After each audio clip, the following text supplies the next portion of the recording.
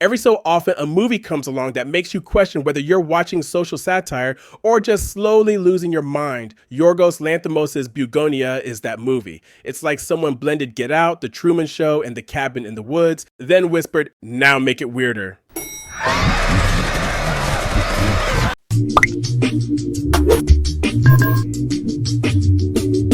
Lanthimos isn't new to weird, but Bugonia may be his most chaotic sermon yet. It's a glossy, paranoid fairy tale about two corporate yes-men who kidnap a powerful CEO because they think she's destroying the planet, and somehow she thanks them for it. Emma Stone plays the eco-guru executive with that wide-eyed calm only she could pull off, while Jesse Plemons delivers another quiet masterclass in slow-boil anxiety. The movie opens like a workplace comedy on tranquilizers, fluorescent lighting, synthetic smiles, and dialogue so polite it's disturbing. But 15 minutes in, when our duo drags their boss to a bunker, for the good of humanity, the whole thing mutates into a fever dream.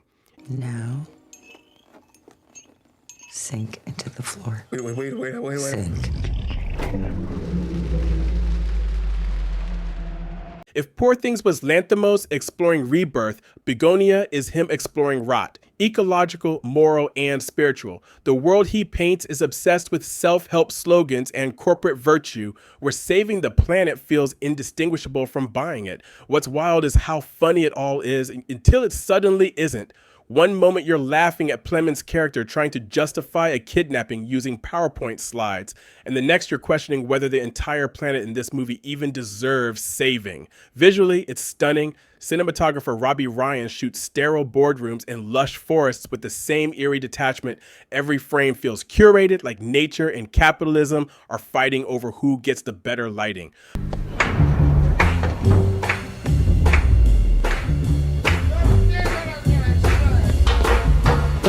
But for all its visual control, Bugonia sometimes trips over its own cleverness. Lanthimos builds tension with surgical precision, then punctures it with tonal whiplash. One scene screams apocalypse cult thriller. The next feels like a TED Talk hosted by David Lynch. It's the cinematic equivalent of being held hostage by someone reading philosophy tweets out loud. Still, there's method in the madness. Hey, if you're enjoying this video so far, take a quick second to hit that like button. It really helps the channel reach more movie fans like you. And while you're at it, subscribe so you don't miss future reviews, rankings, and breakdowns just like this. All right, let's jump back in and keep the review rolling. The film's title comes from the myth of bees reborn from a dead bull, a metaphor that sums up the movie's obsession with life, decay, and how we keep trying to rebuild society out of corpses we pretend not to notice. Lanthimos practically leans over the camera and says, "You want rebirth? You'd better get comfortable with the smell." Ew, it smells awful in there!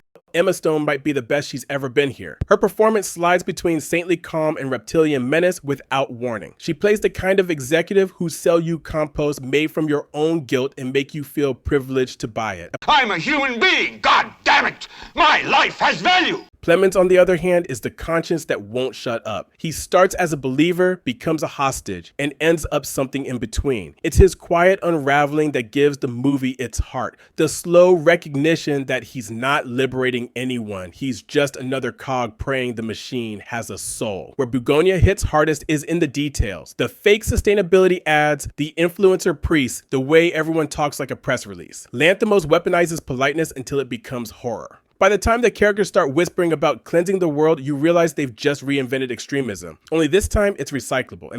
I am just an extreme example of what a working man can achieve.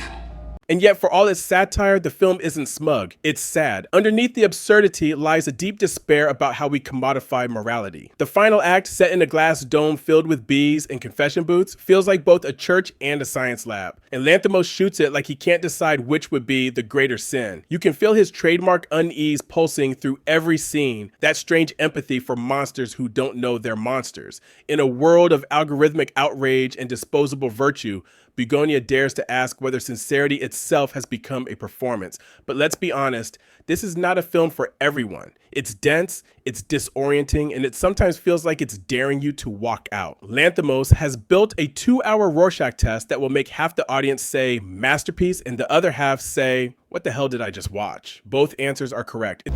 You take the red pill, you stay in Wonderland, and I show you how deep the rabbit hole goes. The sound design alone deserves awards. Buzzing drones that bleed into human chatter, a score that sounds like broken nature documentaries stitched together by monks on caffeine. It's the kind of movie where silence is louder than the music and laughter catches in your throat because you're not sure you should be laughing. So the verdict, Bugonia isn't here to entertain you, it's here to pollinate your nightmares. It's brilliant in flashes, bloated in others, but it hums with the rare kind of creative insanity that only Lanthimos could sustain. It works when it leans small and human, it falters when it tries to lecture, but it lives in that tension, and that's exactly where modern cinema should breathe. I give it 4 out of 5. So what did you think? A darkly funny eco-fable or just another art house hallucination? Drop your thoughts below. And if you liked this video, check out this one here as well. You might be surprised. And me, I'll leave you with this. Sometimes the only way to save the world is to admit it might already be compost.